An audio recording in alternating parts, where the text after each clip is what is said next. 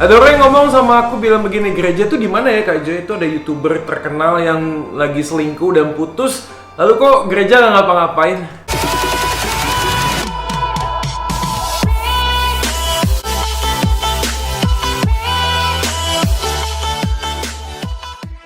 Halo semuanya, kembali lagi bersama dengan saya Joy Manik di YouTube channel Beritakan Kebenaran. True faith always seeking understanding. Iman yang sejati selalu akan mencari pengertian. Aku pengen coba memberikan sumbangsi pemikiran lah berkaitan dengan YouTuber yang kemudian selingkuh dan viral di mana-mana. Sebelum melanjutkan video ini, silakan pencet tombol like and then share kepada teman-teman dan kemudian subscribe channel YouTube ini supaya kita bisa mendapatkan video lainnya dan mendukung pelayanan ini. Nah, dunia netizen sekarang heboh dan rasanya ini bukan sesuatu yang baru sih. Kita sudah banyak banget dan sering banget mendengar, tetapi yang menariknya adalah sebuah celetukan yang mengatakan kayaknya gereja nggak peduli deh sama hal-hal yang begini. Kita anak muda itu hanya dikasih sebuah khotbah-khotbah yang mungkin terlalu teori, terlalu ngomong tentang surga, tapi nggak pernah bicara yang relate sama kehidupan di dunia ini. Oke, sebenarnya nggak semua juga dalam dunia ini yang penting untuk dibahas sih. Tapi paling tidak ada hal yang saya waktu gumulin, kayaknya ini penting juga sih untuk kita sharein dan kita diskusiin. Dan pada waktu Anda mendengarkan, teman-teman mendengarkan video ini, Anda bisa komen di bawah sini dan berikan apa yang menjadi pemikiran Anda. Jessica Jane, adiknya Jess No Limits, seorang gamers yang sangat luar biasa heboh dan terkenal sekali. Bahkan Jessica Jane juga mengikuti jejak kokonya, mengikuti menjadi gamer. Dan yang menariknya adalah Jessica Jane terkenal sekali dengan kesetiaannya mendampingi Eric Colim, yang kemudian setelah direhabilitasi karena kecanduan narkotika, lalu kemudian keluar dan setelah dikeluar dia malah ninggalin Jessica Jane dan berselingkuh dengan siapa namanya? Listy Chen. Oke, by the way, kita nggak akan bahas lagi kasusnya, udah banyak banget, lu bisa searching di YouTube, di Google, tuh banyak banget. Tapi gua akan mencoba untuk mengangkat 3 respon yang paling banyak banget disampaikan di tweet, diketik, di komen, dimanapun juga yang kaitannya dengan kasus ini. Oke, yang pertama udah pasti dong dunia netizen, ya orang-orang yang ada di luar sana kemudian heboh banget dan memberikan hujatan demi hujatan kepada pelakor. Ini sebenarnya belum juga menikah sih, tetapi ini heboh sekali karena konon kisahnya adalah Listy ini temannya juga Jessica Jane dan ini kayak teman makan teman sih. Tapi by the way, anyway, dan busway, kita akan coba melihat bahwa orang-orang netizen ini kemudian memberikan sebuah suaranya dengan gerakan unsubscribe.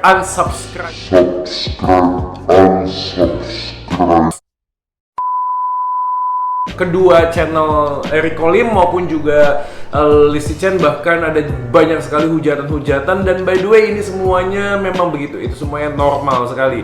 Tetapi yang tidak hanya itu, karena banyak orang yang menghujat, maka kemudian banyak brand ambassador yang menjadikan mereka sebagai duta-duta produknya, kemudian mengeksekusi dan mengatakan sudah sampai di sini saja kontrak kita dan tidak lagi melanjutkan. Dan ini berimbas kepada pemasukan yang pasti akan merosot tajam.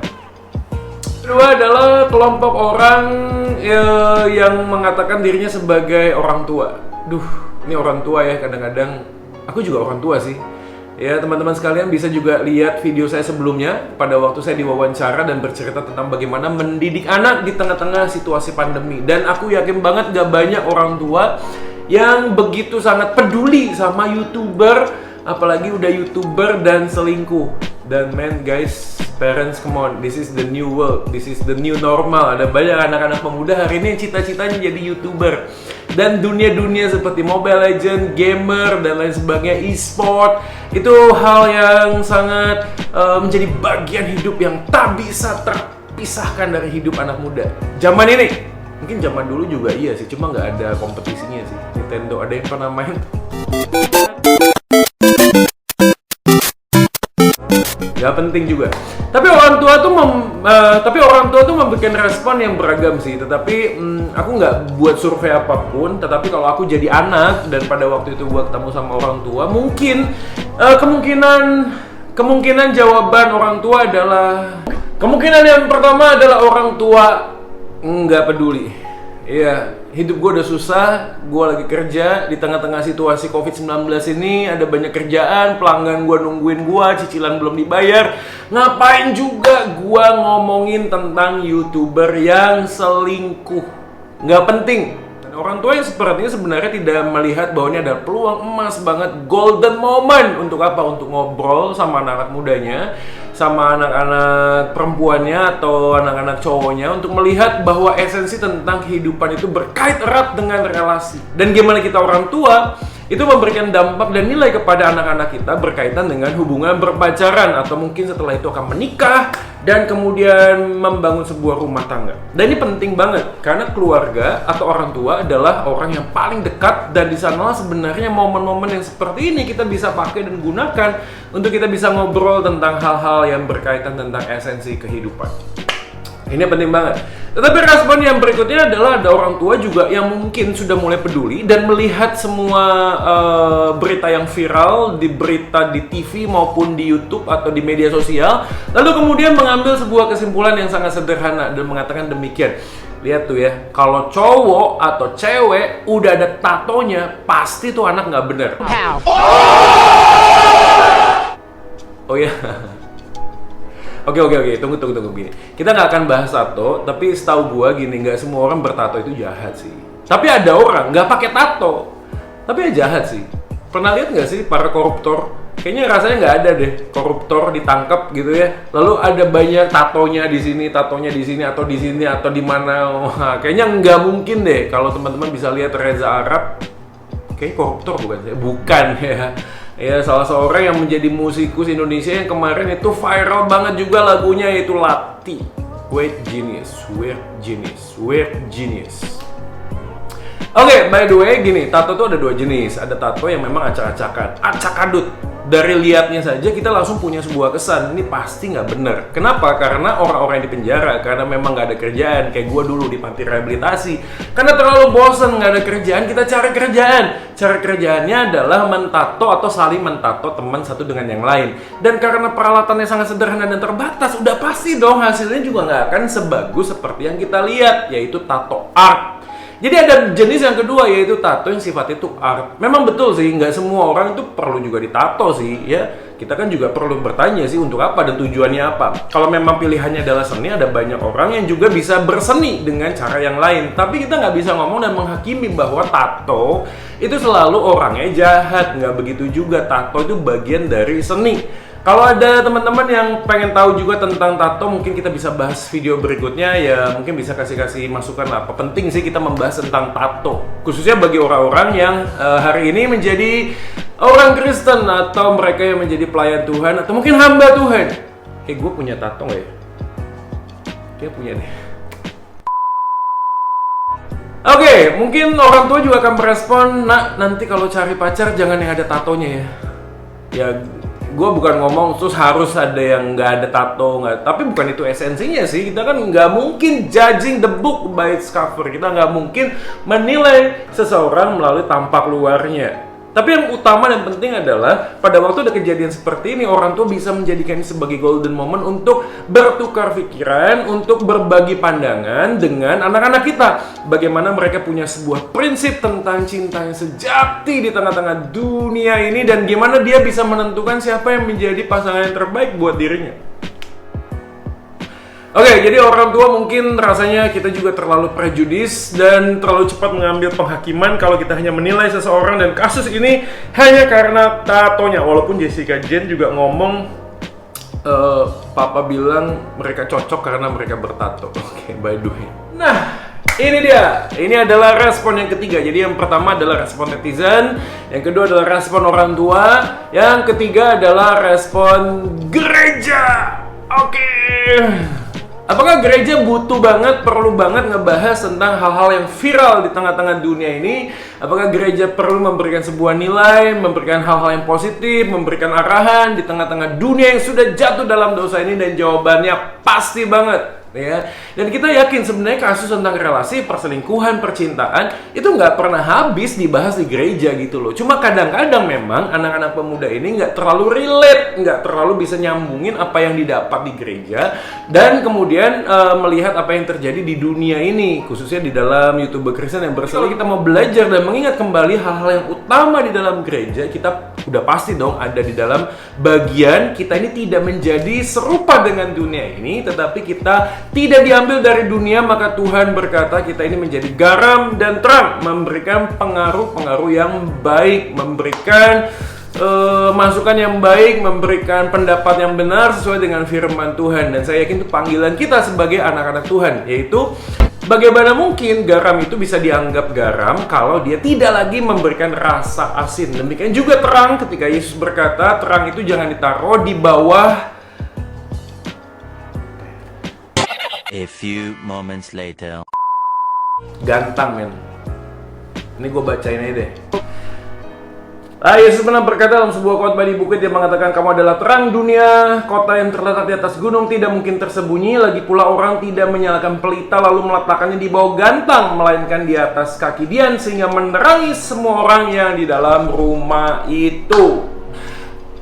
Personally, literally, gua nggak tahu, gua nggak kenal siapa itu Jessica Jane, Listi Chen, Eric Olim, agamanya apa, gua juga nggak pernah tahu. Tetapi bukan itu yang menjadi bahan perbincangan kita pada hari ini.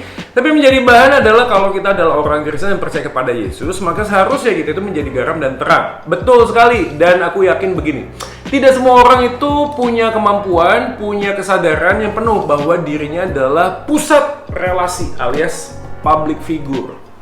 Kita nggak usah ngomong di dalam sebuah bagian yang luas banget di dalam dunia, di Indonesia atau di kota kita. Bukan cuma sekedar itu. Sesungguhnya kita adalah pusat relasi dimanapun kita berada. Pada waktu kita kerja, kita studi, kita arisan, kita berteman, kita sebenarnya pusat relasi. Orang akan melihat dan menilai kita. Dan itu adalah manusia banget sih. Tetapi permasalahannya adalah ketika kita menjadi orang yang tidak lagi otentik, kita menjadi orang yang punya double personality. Kita punya dua kepribadian, di satu sisi kita nampak sangat baik, tapi di sisi yang lain kita bukan seperti orang tersebut. Kita nggak jadi diri kita sendiri. Why? Karena mungkin ada tuntutan, ada peer pressure, ada tuntutan dari environment kita, lingkungan kita, teman-teman kita yang ingin membuat kita menjadi orang yang sama dengan mereka dengan cara apapun juga. Jadi gue nggak aneh kalau hari ini gue mau cerita sama teman-teman sekalian kenapa gue punya anting yang lobangnya banyak. Udah nggak gue pakai sih. Tapi ini cerita yang gue pernah alamin sih. Maksud gue gini, kenapa sih gue punya anting? Mungkin ceritanya berbeda dengan teman-teman yang lainnya, tetapi aku dulu punya teman dekat. Dan salah seorang dari teman dekat aku itu kemudian datang dan menunjukkan dia di anting. Waktu itu masih zaman SMP apa SMA ya. Terus pakai senar supaya nggak ketahuan kalau masuk sekolah, ya kan? Nah, teman-teman yang lain mengatakan, yuk kita barengan aja biar kompak dan keren. Lalu semuanya itu melakukan hal yang sama, kita punya anting. Tapi masalahnya adalah bukan cuma satu, kemudian ada dua, ada tiga, dan kemudian melakukan piercing di hidung. Itu kejadian nggak pernah aku lupain, karena pada zaman itu nggak banyak orang yang berani melakukan piercing di hidung. Mungkin gue juga nggak ketemu si orangnya. Anyway, gini lah, yang pasti aku inget banget suatu malam aku ngambil jarum pentul yang gede punya nyokap gua, es batu dan anduk, lalu aku masuk ke dalam kamar. Di dalam kamar ada toilet pribadi di kamar. Lalu aku pasang tip keras-keras supaya suaranya keras, karena aku bayangannya adalah aku akan teriak. Lalu aku masuk kamar mandi dan menaruh es di hidung. Setelah beberapa lama kemudian, aku mengatakan kepada diriku sendiri sambil lihat kaca, Joy, lo harus berani. Teman-teman lu semuanya punya piercing, punya anting di hidung. Lu harus punya juga. Dan gue memantapkan diri gue. Temen gue udah ngomong, harus dengan semangat 45, tidak boleh mundur, harus maju dengan kekuatan, sekuat tenaga. Dan aku mengatakan kepada diriku, 1, 2, 3, dan tanslep. Slop.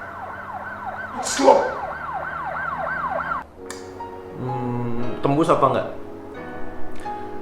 Karena kalau nggak tembus repot, dicabut juga sakit, diterusin juga tambah sakit. Makanya harus sekuat tenaga. Gua nggak akan bahas tembus apa enggak, tapi ada bekasnya sih. Tapi yang pasti adalah tuntutan lingkungan kita itu terlalu berat banget. Ini bukan cuma kepada anak muda, kepada orang tua juga kadang-kadang begitu dong. Apalagi kalau sudah ada acara reuni SMA, reuni akbar, kita pengen nampak terlihat wow. Dan aku yakin banget bahwa setiap orang adalah pusat relasi. Kita semuanya punya sesuatu di dalam diri kita yang ingin mencondongkan diri kita kepada orang lain dan memperlihatkan diri kita kepada orang lain itu nampak fine-fine saja, baik-baik saja. Oke?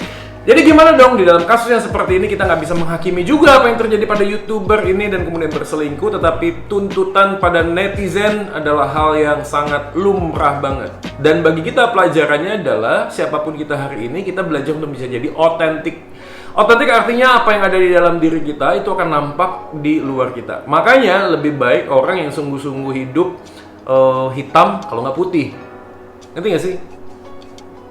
Gray area tuh nggak enak banget sih, karena kadang-kadang kita jadi putih, kadang jadi hitam, kadang jadi munafik, kadang jadi orang yang terlihat baik di kelompok ini itu nggak enak banget. Lebih baik kalau lu hitam, ya udah hitam aja, hajar terus, sikat bleh gitu loh. Tapi kalau lu emang betul-betul ingin jadi orang yang baik, ya lu hidup dalam Tuhan dong, sungguh-sungguh. Walaupun kita bisa jatuh, tapi kita bertobat, kita menjadi orang pribadi yang tidak malu mengakui kesalahan, tetapi pada saat yang sama juga berani untuk mengambil pilihan untuk bangkit dari keterpurukan dan kesalahan-kesalahan kita yang terdahulu. Oke guys, jadi bagian yang ketiga, respon gereja adalah yang gue bikin hari ini. Ya, gue mau kasih tau pada anak muda sekalian bahwa perselingkuhan udah pasti nggak banget. Dan aku akan mengutip satu kalimat yang luar biasa wow dari Jesus Christ. Jadi Yesus Kristus yang mengatakan, segala sesuatu yang kamu kehendaki supaya orang perbuat kepadamu, perbuatlah demikian kepada mereka. Itulah isi seluruh hukum Taurat dan kitab para nabi. Golden rule. Dan Yesus berkata, segala sesuatu yang kamu kehendaki, berarti kita harus aktif. Jadi kalau lu mau dihormati, hormati orang dulu. Kalau lu mau dikasihi, lu kasih orang dulu. Kalau lu mau dibaikin sama orang, lu baik dulu sama orang lain. The golden rule said that anything, everything, apapun, segala sesuatu yang kamu inginkan orang lain perbuat kepadamu, segala sesuatu yang ingin orang lain perbuat kepadamu, perbuatlah juga kepada mereka. Jadi kalau hari ini kita belajar tentang kasus-kasus yang terjadi saat ini, saya yakin banget ini pelajaran yang baik dan gereja nggak pernah absen di tengah-tengah dunia ini memberikan sebuah wawasan, memberikan sebuah arahan seperti yang Alkitab katakan. Dan jangan lupa bahwa kekristenan bukan hanya sekedar agama guys. Kekristenan adalah sebuah relasi, dan sebagaimana kamu punya relasi yang baik dengan Tuhan, maka aku yakin banget bahwa Tuhan akan juga memberikan kepada kita petunjuk dan hikmat gimana kita bisa melakukan sebuah relasi dan berpacaran yang baik dan sehat di dalam Tuhan. Dan aku yakin banget bahwa orang yang sudah puas dengan Tuhan pasti juga tidak akan mencari kepuasan dari orang lain, yang which is itu nggak mungkin banget. Aku udah berkali-kali kasih tahu kepada teman-teman sekalian, nggak mungkin kita menuntut sebuah kebahagiaan dari orang yang tidak sempurna, yang cenderung dan berpotensi justru melukai dan menyakiti hati kita. Oleh karena itu, kita perlu mencari kebahagiaan yang sejati di dalam Kristus, dan ketika kita punya pacar dan menikah, bagian kita adalah membagikan kebahagiaan yang Tuhan sudah kasih begitu penuh dan lengkap di dalam hidup kita kepada orang yang kita kasihi. Makanya cari orang yang cinta Tuhan lebih daripada cinta lo. Kalau dia cinta Tuhan lebih daripada cinta lo, gue yakin lo pasti dicintai dengan kasih yang sejati daripada Tuhan, bukan hanya karena lo suka apa yang pasangan lu punya, yang lu butuhin. Oke guys, jangan lupa sekali lagi pencet tombol like, share sebanyak mungkin video ini, dan subscribe channel YouTube ini supaya kita bisa mendapatkan banyak lagi video-video lainnya dan mendukung pelayanan ini. Bagian kita sebagai netizen adalah memberikan aura positif, yaitu mendoakan yang terbaik buat para YouTuber anak-anak muda kita ini supaya boleh menjadi inspirasi dan juga memberikan sebuah warisan legacy yang bagus banget buat bangsa kita Indonesia. Merdeka! Merdeka! Merdeka! Oke, segala kemuliaan hanya bagi Tuhan. Soli Deo Gloria. Goodbye.